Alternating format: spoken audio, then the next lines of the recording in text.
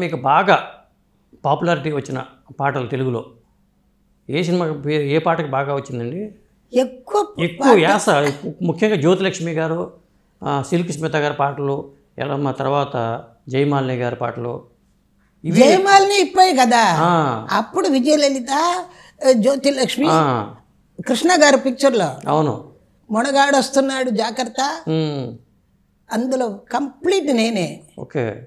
తర్వాత మన డైరెక్టర్ ఉన్నారు కేఎస్ఆర్ దాస్ గారా? కాదు కాదు కాదు, అది పెద్ద డైరెక్టర్. అతని పిక్చర్లు అన్నీ తాత మనవాడు తీశారే, దాసనారాయణ గారు. వాళ్ళ పిక్చర్లు అంతా నేను పాడాను. ఇలాగ పాటలంతా వచ్చింది. తర్వాత ఎక్కడ వాయిస్ విని మన రామారావు గారు, తిరువిక్రమరావు గారు, ఆయన ఈవిడ ఒక అమ్మాయి వచ్చింది, ఆవిడ పిలిచి ఆవిడకి బాగా ఇవ్వాలి ఓకే అని మంచి మంచి పాటలు.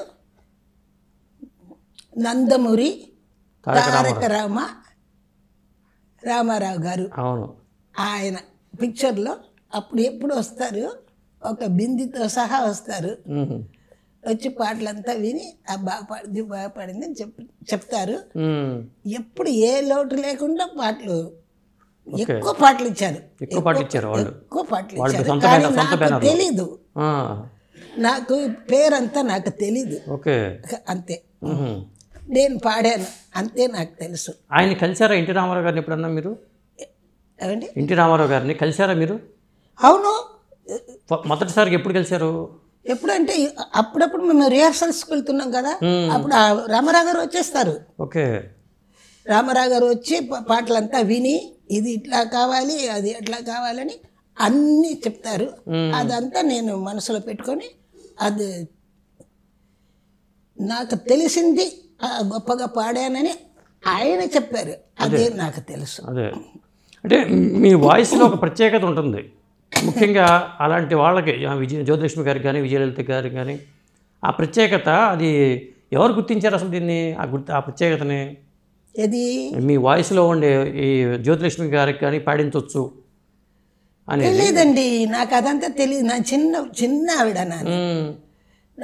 నేను చిన్న ఆవిడ.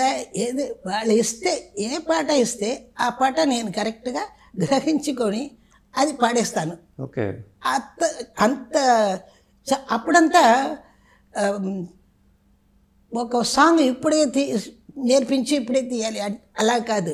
ఒక పాటకి రిహార్సల్స్ అది మాత్రమే అవుతుంది. ఓకే. 10 రోజులు అవుతుంది రిహార్సల్స్, దానిలోనే మనకు అన్ని బయలాడ్ అయిపోతుంది. అంటే ప్రతి పాటకి రిహార్సల్స్ కంపల్సరీ అండి అప్పట్లో? ఆ కాలంలో నేను చెప్తున్నది ఏంటంటే 61, 62.